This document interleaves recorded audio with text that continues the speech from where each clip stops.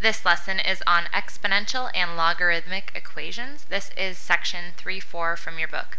So in previous sections, in 3.1 we talked about exponential functions, in 3.2 we talked about logarithmic functions, in 3.3 we talked about properties of logarithms.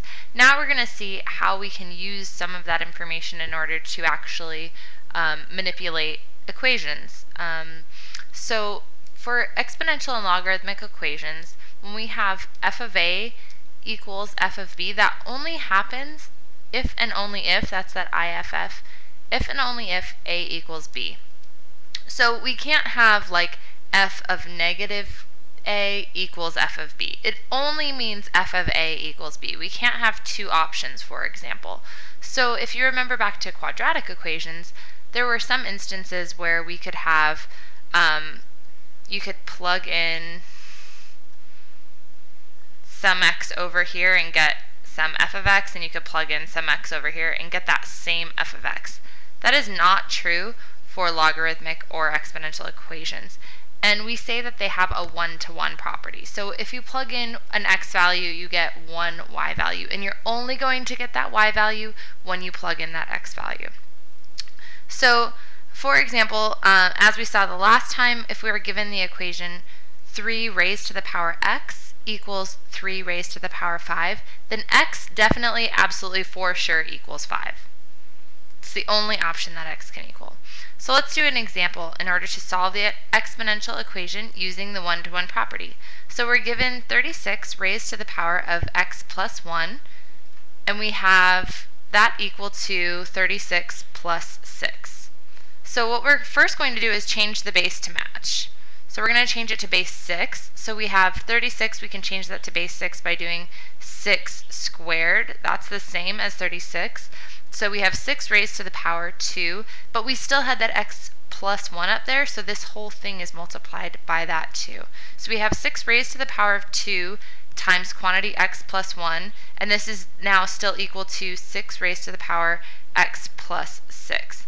Well, since we have 6 raised to some a, and that's equal to 6 raised to some b, we can just say, well, therefore, for this equation, a equals b.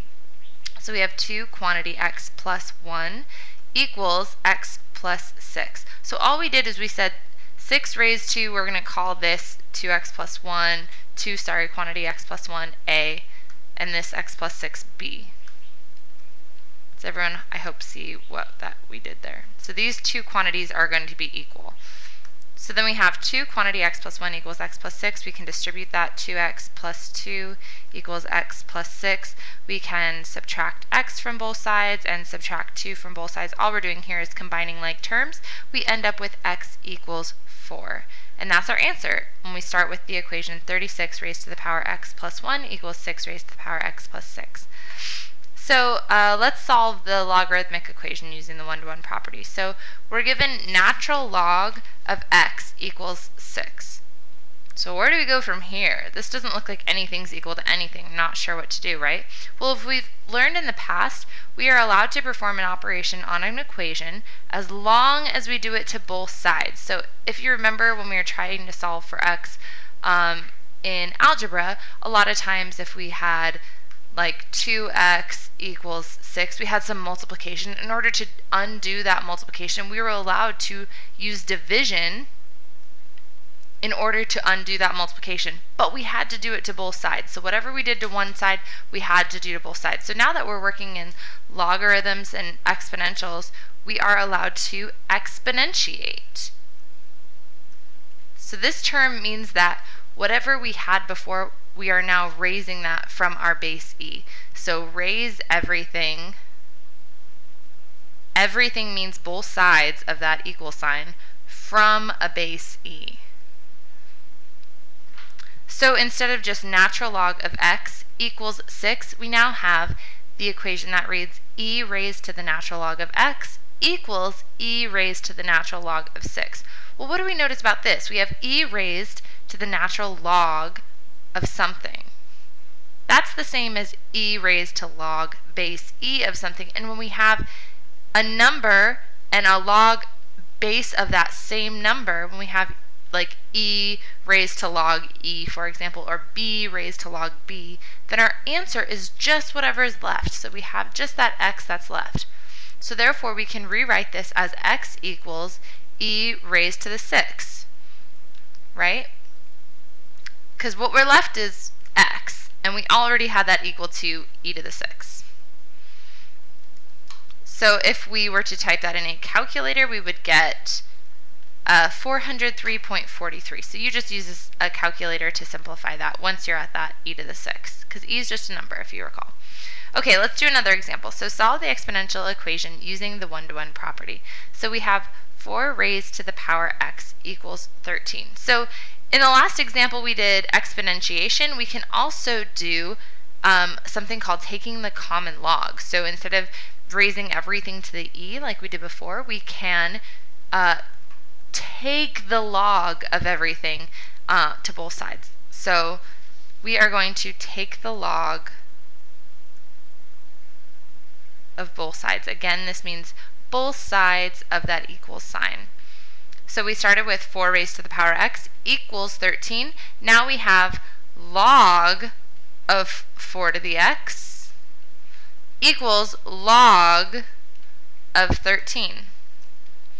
So we just move these quantities into our log. So once we have log of 4 raised to the power x, we know that we can move this x outside and create multiplication there. So we have x times log of 4 equals log of 13. Well, we're solving for x, right? That's what we're trying to do. So we get we have x times log 4. We can just divide both sides by log 4, divide both sides by log 4. We end up with x equals log of 13 over log 4.